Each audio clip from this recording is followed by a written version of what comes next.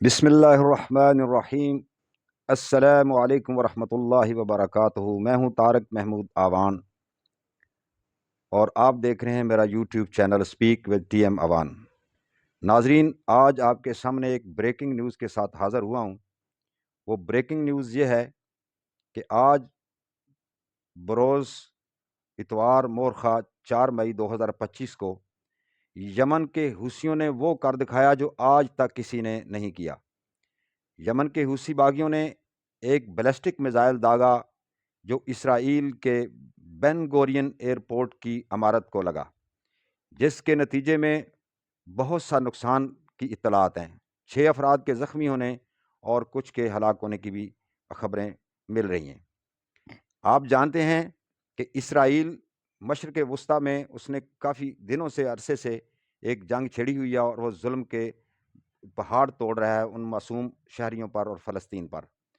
تو اس کے رد عمل میں حوثی باغیوں اپنے مسلمان بھائیوں کی مدد کے لیے گاہے بگاہے ایسے فائر کرتے رہتے ہیں۔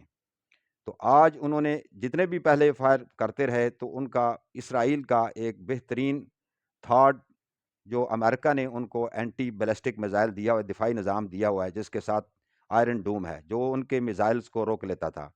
لیکن آج خدا کا کرنا ایسا ہوا کہ ان کا سپر سونک بیلسٹک میزائل جدید اس کے اندر ماڈریشن کے ساتھ یا اس کی جدید ٹیکنالوجی کے ساتھ انہوں نے وار کیا، جو عین ان کے ٹارگٹ کے اوپر جا کر اسرائیل کے مین بڑے ایئرپورٹ کو اس نے ہٹ کیا اور ان کی عمارت کو تباہ کر دیا۔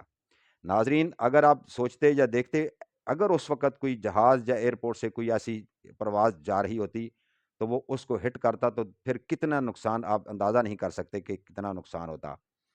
تو اس میزائل نے اسرائیل کی حکام کو اور ان کی انتظامیہ اور حکومت کو اس میں پریشانی میں ڈال دیا ہے۔ تو اس کے ساتھ ہی اس ایئرپورٹ کے اوپر آنے والی بین الاقوامی تمام فلائٹس کو کینسل کر دیا گیا ہے۔ دفاعی نظام کی ناکامی، اسرائیل کے آئرن ڈوم اور امریکی ساختہ تھاڈ دفاعی نظام اس میزائل کو روکنے میں بالکل ناکام رہے ہیں، جو ان نظاموں کی موثریت پر سوال اٹھاتا ہے۔ محترم ناظرین، بین الاقوامی رد عمل اس حملے کے بعد انڈیا سمیت کئی بین الاقوامی ایئر لائنز نے تل ابیب کے لیے اپنی پروازیں 6 مئی تک معطل کرنے کا اعلان کیا ہے تاکہ مسافروں اور عملے کی حفاظت کو یقینی بنایا جا سکے۔ لیکن آپ دیکھیں، اب اسرائیل نے اس کے جو ان کے اندر بھگدڑ مچی ہوئی ہے، جو ان اسرائیلیوں کے اندر اور اسرائیلی حکام کے، انہوں نے یہ سارا ملبہ ایران کی حکومت پر ڈالنے کی کوشش کی ہے، تو وہ بدلہ لینے کے بارے میں سوچ رہے ہیں۔ تو اب ہم آج اس خبر کے ساتھ ہی دوسری خبر کی طرف آتے ہیں، جو وہ بھی بڑی اہم خبر ہے، وہ بھی میں اپنے ناظرین کے گوش گزار کرنا چاہتا ہوں۔ وہ خبر یہ ہے کہ کچھ ہفتے سے، چند دنوں سے پہلگام کشمیر کے اندر جو ایک دہشت گردی کا واقعہ ہوا ہے، اس کو لے کر بھارت پاکستان کے اوپر بے جا الزام لگا رہا ہے بغیر کسی تصدیق کے، تحقیقات کے۔ پاکستانی حکام اور ہماری حکومت نے بارہا ان کو یہ پیشکش کی ہے کہ آپ اس کی آزادانہ کسی بھی فورم پر تحقیقات کرائیں، ہم اس کے لیے تیار ہیں۔ مگر بھارت کی ایز یوزول ماضی کی طرح اس کی ہٹ درمی نے پاکستان کے اوپر خواہ مخواہ کا دباؤ بڑھا رہے ہیں۔ لیکن اس کے ساتھ پاکستان کی مسلح افواج اور پاکستانی عوام بھی ہر طرح کے خطرات سے اور ہر طرح کی جارحیت کا جواب دینے کے لیے، منہ توڑ جواب دینے کے لیے بالکل تیار ہے۔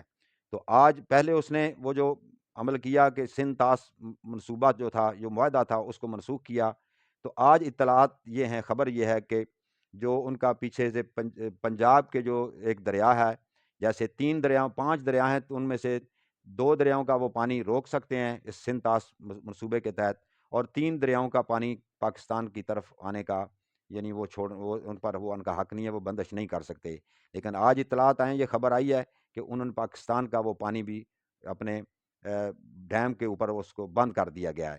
تو ناظرین، پاکستان کے اس وقت آگے چاول کی کاشت کا بھی موسم آ رہا ہے، تو اگر اس نے یہ جو جارحیت کی ہے، یہ بھی ایک قسم کا یہ جنگ کا اور ایک حملہ ہے پاکستان پر پانی کو لے کر۔